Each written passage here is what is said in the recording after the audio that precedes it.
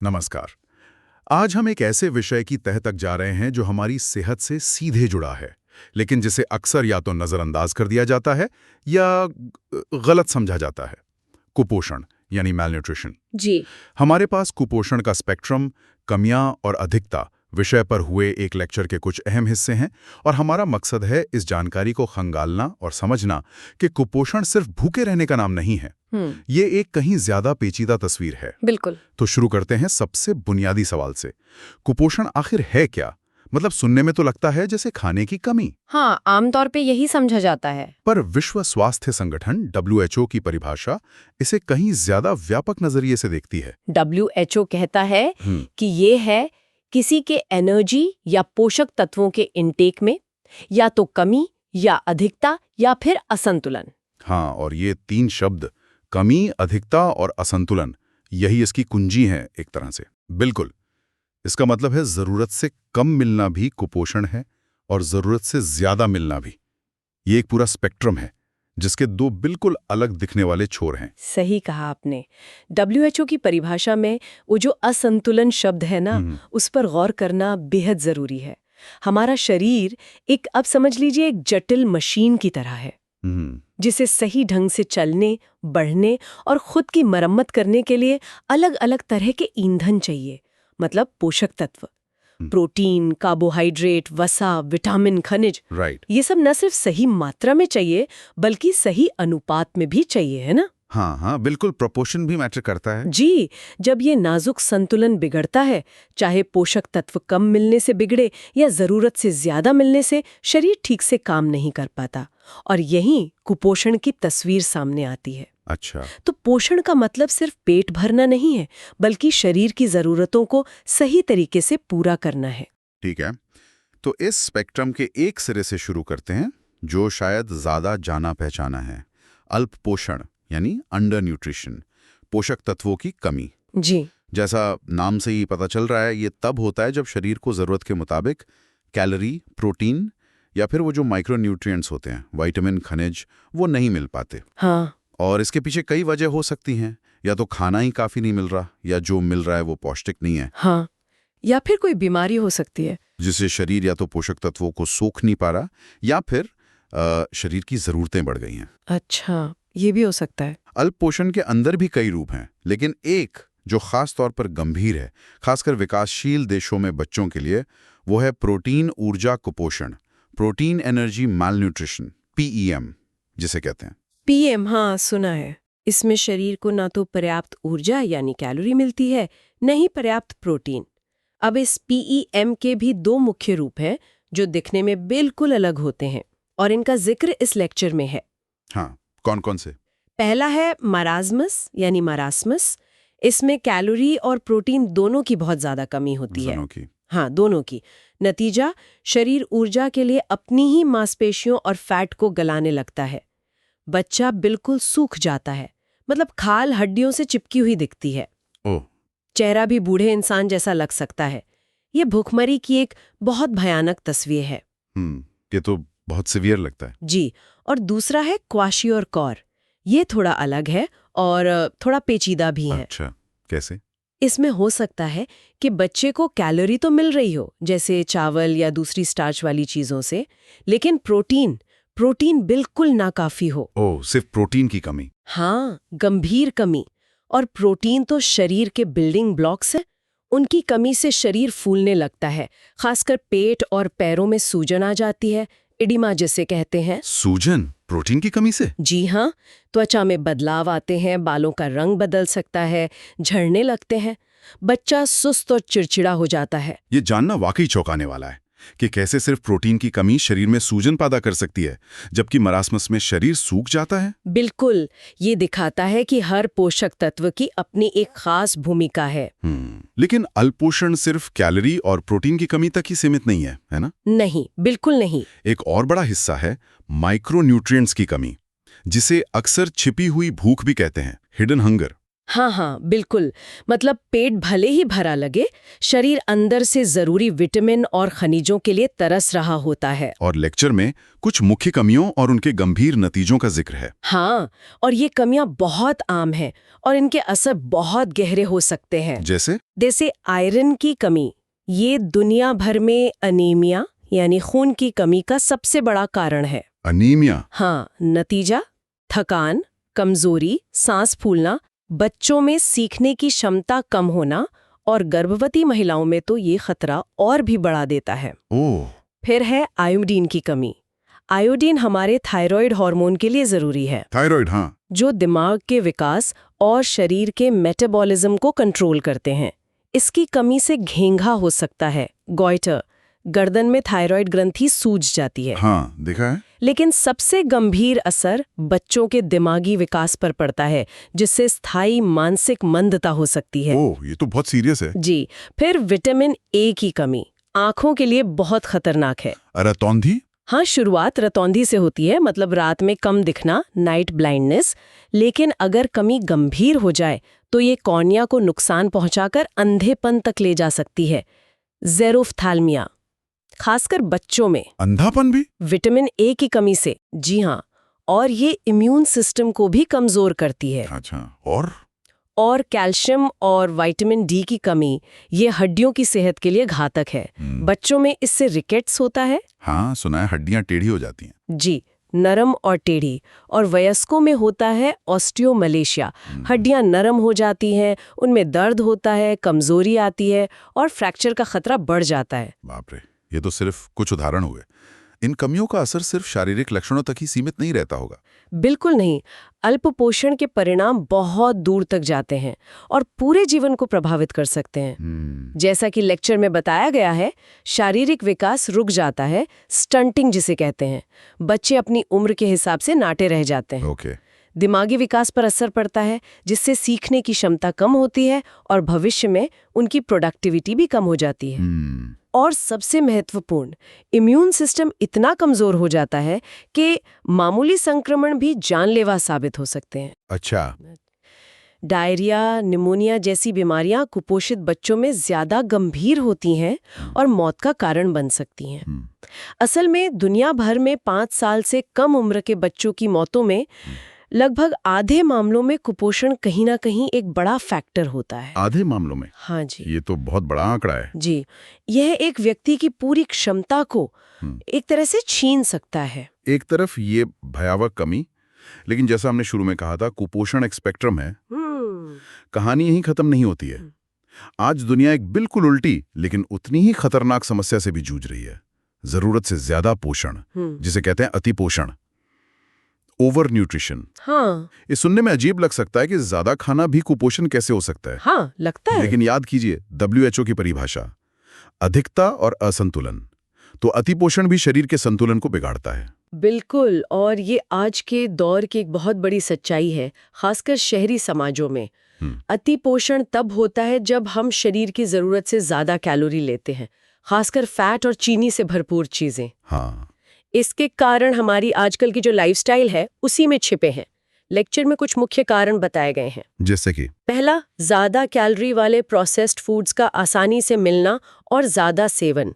Fast food, मीठे drinks, package snacks, इनमें पोषण कम होता है, कैलोरी बहुत ज्यादा। हाँ, ये तो है। दूसरा, शारीरिक गतिविधि की भारी कमी। हमारी जिंदगी ज्यादातर बैठे बैठे गुजरती है, ऑफिस में कुर्सी पर, घर में सोफे पर, आने जाने के लिए गाड़ी। सेडेंटरी लाइफस्टाइल जिसे कहते हैं। जी, हम जितनी कैलोरी लेते हैं उतनी जला नहीं पाते। सही बात है। तीसरा, भावनात्मक या मनोवैज्ञानिक कारण भी हो सकते हैं। स्ट्रेस में, बोरियत में या उदासी में लोग जरूरत से ज्यादा खा लेते हैं, इमोशनल ईटिंग। हाँ, इमोशनल ईटिंग। ये सब मिलकर शरीर में अतिरिक्त ऊर्जा जमा करते हैं, जो चर्बी मतलब फैट के रूप में जम जाती है। और जैसे अल्पोषण के गंभीर नतीजे होते हैं, वैसे ही अतिपोषण भी शरीर पर कहर बरपाता है। हाँ, ये कोई कम खतरनाक नहीं है। ये सिर्फ वजन बढ़ने की बात नहीं है, बल्कि कई गंभीर और जानलेवा बीमारियों का सीधा रास्ता है। लेक्चर में जिन समस्याओं का जिक्र है वो आजकल बहुत आम सुनने को मिलती हैं। जी बिल्कुल। सबसे पहले तो मोटापा ही है, शरीर में जरूरत से ज्यादा फैट का जमा होना। ये अपने आप में एक बीमारी है और दूसरे कई बीमारियों की जड़ भी। सही। फिर आती हैं हृदय रोग, cardiovascular diseases, high blood pressure, धमनियों का सख्त होना, हार्ट अटैक, स्ट्रोक। मोटापा और खराब डाइट सीधे दिल और खून की नलियों पर बोझ डालते हैं। बिल्कुल। टाइप 2 डायबिटीज का खतरा बहुत ज्यादा बढ़ जाता है। शरीर इंसुलिन का सही इस्तेमाल नहीं कर पाता, ब्लड शुगर लेवल बिगड़ जाता है। हाँ, ये बहुत कॉमन हो गया है आजकल। और रिसर्च बताती है कि कुछ तरह के कैंसर का खतरा भी मोटापे और खराब डाइट से जुड़ा है, जैसे कोलन, ब्रेस्ट और एंडोमेट्रियल कैंसर। जी। और शरीर का जो एक्स्ट्रा वजन है वो हमारे जोड़ों पर, खासकर घुटनों और कूलों पर लगातार दबाव डालता है। हाँ, जिससे ऑस्टियोआर्थराइटिस जैसी दर्दनाक समस्याएं होती हैं, चलना फिरना मुश्किल हो जाता है। अतिपोषण और मोटापे को आंकने का एक आम तरीका है बॉडी मास इंडेक्स, जिसका जिक्र लेक्चर में भी है। हाँ, BMI। ये किसी व्यक्ति के वजन किलोग्राम में को उसकी लंबाई मीटर के वर्ग में से भाग देकर निकाला जाता है। WHO की कुछ कैटेगरीज हैं। क्या है वो? 18.5 से कम BMI मतलब कम वजन, अंडरवेट। 18.5 से 24.9 तक सामान्य वजन, नॉर्मल वेट माना जाता है। 25 से 29.9 तक अधिक वजन, ओवरवेट। और 30 या उससे ज्यादा हो तो मोटापा, ओबीस। ओके, 30 से ऊपर मतलब मोटापा। जी। लेकिन ये जानना जरूरी है कि BMI एक शुरुआती पैमाना है, एक स्क्रीनिंग टूल जैसा। ये हमें एक अंदाजा देता है, लेकिन पूरी कहानी नहीं बताता। अच्छा, मतलब जैसे कोई बहुत मस्कुलर एथलीट है, उसका BMI ज्यादा हो सकता है, लेकिन वो मोटापे का शिकार नहीं है, क्योंकि उसका वजन मांसपेशियों का है, चर्बी का नहीं। हाँ, ये बात सही है। इसीलिए डॉक्टर सिर्फ BMI नहीं देखते, वो कमर का घेरा, शरीर में फैट का प्रतिशत और दूसरे हेल्थ रिस्क फैक्टर्स को भी ध्यान में रखते हैं। समझ गया। तो हमने देखा कि कुपोषण के दो बिल्कुल अलग दिखने वाले चेहरे हैं, एक तरफ कमी, दूसरी तरफ अधिकता। लेकिन क्या इनके पीछे के कारण भी उतने ही अलग हैं या कुछ कॉमन फैक्टर्स भी हैं? हाँ, लेक्चर में कुछ ऐसे सामान्य कारणों का जिक्र किया गया है जो दोनों तरह के कुपोषण में भूमिका निभा सकते हैं। हाँ, ये एक दिलचस्प बात है कि कुछ बुनियादी समस्याएं वो दोनों तरह की पोषण संबंधी गड़बड़ियों की जड़ में हो सकती हैं। अच्छा, जैसे? गरीबी और खाद्य असुरक्षा, फूड इनसिक्योरिटी। गरीबी का मतलब सिर्फ ये नहीं कि खाना खरीदने के लिए पैसे नहीं है। इसका मतलब ये भी है कि शायद पौष्टिक खाना जैसे फल, सब्जी, दालें महंगा होने की वजह से लोग सस्ता, ज्यादा कैलोरी वाला लेकिन कम पोषक खाना जैसे सिर्फ अनाज या प्रोसेस्ड फूड खाने पर मजबूर हों। हाँ, पेट भरने के लिए। जी, तो नतीजा क्या होता है? एक ही घर में शायद बच्चों में अल्पपोषण दिखे और बड़ों में मोटापा। ओह, ये तो बड़ा विरोधाभास है। बिल्कुल।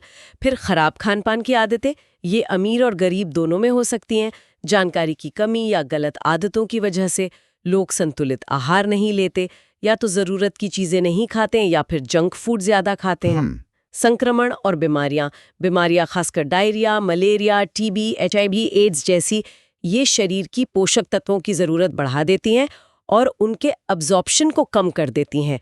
इससे अल्प पोषण बढ़ता है। ओके। और वहीं मोटापे से जुड़ी बीमारियां जैसे डायबिटीज, वो खुद ही एक तरह की बीमारी है। हाँ। पोषण संबंधी शिक्षा का अभाव, लोगों को पता ही नहीं होता कि बैलेंस डाइट क्या है, किस चीज में क्या पोषण है, बच्चों को क्या खिलाना चाहिए, साफ सफाई क्यों जरूरी है। जानकारी की कमी, ये तो बहुत बड़ा फैक्टर है। जी, और खराब साफ सफाई और असुरक्षित पीने का पानी, इससे बार बार इन्फेक्शंस होते हैं, खासकर पेट के इन्फेक्शंस, जो पोषक तत्वों को शरीर में लगने नहीं देते और अल्प पोषण का कारण बनते हैं। और आखिर में सामाजिक, आर्थिक और सांस्कृतिक कारक भी हैं। कुछ समाजों में लड़कियों या महिलाओं को खाने में प्राथमिकता नहीं दी जाती, खाने पीने को लेकर कुछ अंधविश्वास या गलत धारणाएं होती हैं। ये सब भी पोषण की स्थिति को प्रभावित करते हैं। ये तो वाकई एक जटिल जाल है। कैसे गरीबी, बीमारी, जानकारी की कमी, ये सब मिलकर लोगों को कुपोषण के किसी न किसी रूप में फंसा लेती हैं। बिल्कुल। ये सोचना भी अजीब है कि एक ही देश में, एक ही समुदाय में और कभी-कभी तो एक ही घर के अंदर कुछ लोग अल्प पोषण से जूझ रहे हों और कुछ मोटापे से। जी हाँ, इसी को कुपोषण का दोहरा बोझ कहते हैं, डबल बर्डन ऑफ मालन्यूट्रिशन। और ये आज दुनिया के सामने एक बहुत बड़ी चुनौती है। डबल बर्डन ये दिखाता है कि समस्या सिर्फ खाने की कमी या खाने की ज्यादती नहीं है, बल्कि सही खाने की कमी और हमारी जीवन शैली से जुड़ी गड़बड़ियों की है। ये सारे फैक्टर्स एक दूसरे से बुरी तरह गुंथे हुए हैं। जैसे गरीबी है तो अक्सर खराब स्वच्छता, साफ पानी की कमी और हेल्थ सर्विसेज तक कम पहुंच होती है। हाँ, ये सब जुड़ा हुआ है। इससे संक्रमण बढ़ते हैं। संक्रमण भूख कम करते हैं और पोषक तत्वों का अवशोषण घटाते हैं। नतीजा अल्पोषण बढ़ता है। दूसरी तरफ प्रोसेस्ड और सस्ते जंक फूड की आसान उपलब्धता, खासकर शहरों में, मोटापे को बढ़ावा देती है। भले ही शरीर में माइक्रोन्यूट्रिएंट्स की कमी बनी रहे, ये एक दुष्चक्र की तरह है। अगर कारण इतने जटिल और आपस में जुड़े हुए हैं, तो फिर समाधान क्या है? कुपोषण के इस पूरे स्पेक्ट्रम से निपटने के लिए क्या किया जा सकता है? लेक्चर में रोकथाम के कुछ इंडिविजुअल और कम्युनिटी लेवल के तरीकों का जिक्र है। हाँ, और अच्छी बात यह है कि कई कदम व्यक्तिगत स्तर पर उठाए जा सकते हैं, जो एक तरह से नींव का काम करते हैं। क्या है वो? सबसे पहला और सबसे जरूरी है संतुलित आहार लेना, बैलेंस्ड डाइट। इसका मतलब है अपनी थाली में हर तरह की चीजें शामिल करना, अनाज, दालें, फल, सब्जियां, दूध या दही, और सीमित मात्रा में फैट और तेल। मकसद सिर्फ पेट भरना नहीं, पोषण देना होना चाहिए। सही।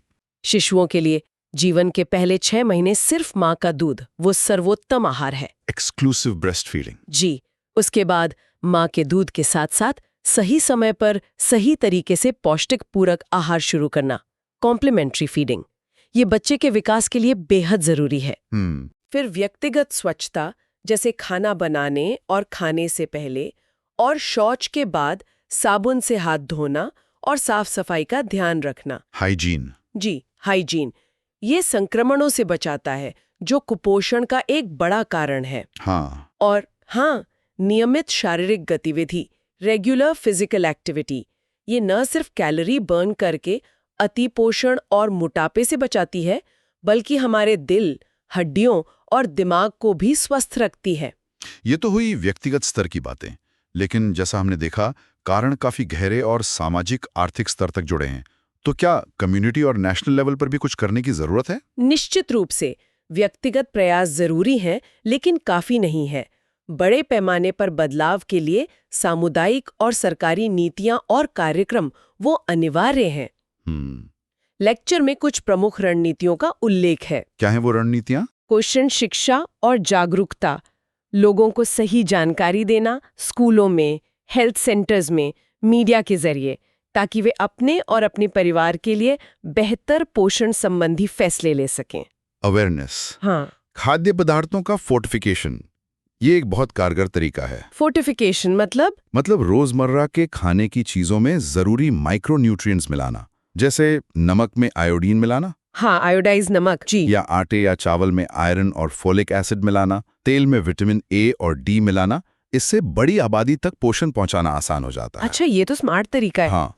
फिर है सप्लीमेंटेशन कार्यक्रम, जहां जरूरत हो वहां खास ग्रुप्स को सीधे सप्लीमेंट्स देना, जैसे गर्भवती महिलाओं को आयरन और फोलिक एसिड की गोलियां, बच्चों को विटामिन ए की खुराक देना।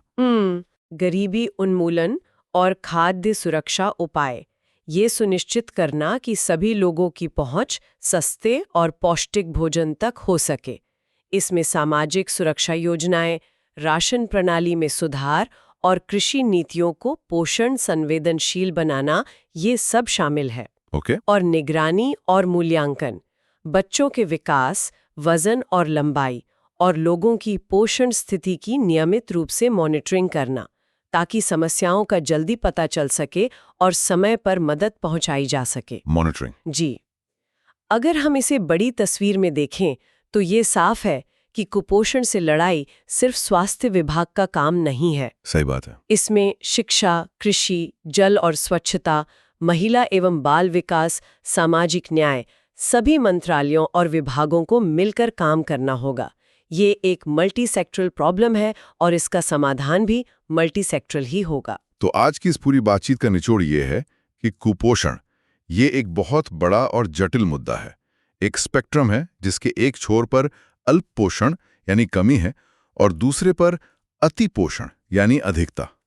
हमने देखा कि अल्प पोषण सिर्फ कैलोरी की कमी, मरासमस ने, बल्कि प्रोटीन की स्पेसिफिक कमी, क्वाशियोरकर भी हो सकती है। और कैसे आयरन, आयोडीन, विटामिन ए जैसी छोटी छोटी चीजों की कमी भी भयानक परिणाम ला सकती है। बिल्कुल। और सिक्के का दूसरा पहलू भी उतना ही चिंताजनक है, अतिपोषण, जो मोटापे, दिल की बीमारियों, डायबिटीज और कैंसर जैसी नॉन कम्युनिकेबल डिजीजेस एनसीडीज की एक तरह से सुनामी ला रहा है। हाँ, ये बहुत बड़ी चुनौती बन गया है। बीएमआई इसे नापने का एक तरीका है, पर पूरी तस्वीर इससे ज्यादा पेचीदा है। और हमने ये भी समझा कि गरीबी, जानकारी की कमी, संक्रमण और हमारी बदलती जीवन शैली जैसे कारक इस पूरे स्पेक्ट्रम को हवा दे रहे हैं। सही मायनों में संदेश यही है कि संतुलन कुंजी है ना बहुत कम ना बहुत ज्यादा। एक संतुलित, विविध आहार, नियमित कसरत और साफ सफाई, ये व्यक्तिगत स्वास्थ्य की नींव है जो स्वस्थ जीवन शैली को बढ़ावा दें। बिल्कुल। अच्छा पोषण सिर्फ व्यक्तिगत सेहत का मामला नहीं है, ये पूरे समाज के स्वास्थ्य, उत्पादकता और विकास के लिए जरूरी है। ये एक बुनियादी मानव अधिकार भी है और एक महत्वपूर्ण सार्वजनिक स्वास्थ्य प्राथमिकता भी। और जाते जाते एक सवाल सबके सोचने के लिए छोड़ जाते हैं, जो इस कुपोषण के दोहरे बोझ की चुनौती से जुड़ा है। जब एक ही समुदाय, यहाँ तक कि एक ही परिवार के भीतर अल्प पोषण और अति पोषण दोनों एक साथ मौजूद हों, तो हमारी स्वास्थ्य नीतियां और कार्यक्रम कैसे डिजाइन किए जाएं कि वे इस जटिल और विरोधाभासी दिखने वाले स्पेक्ट्रम के दोनों सिरों को एक साथ प्रभावी ढंग से संबोधित कर सकें। ये एक बहुत बड़ा सवाल है। ये वो पहेली है जिसका हल ढूंढना आने वाले समय की सबसे बड़ी चुनौतियों में से एक होगा।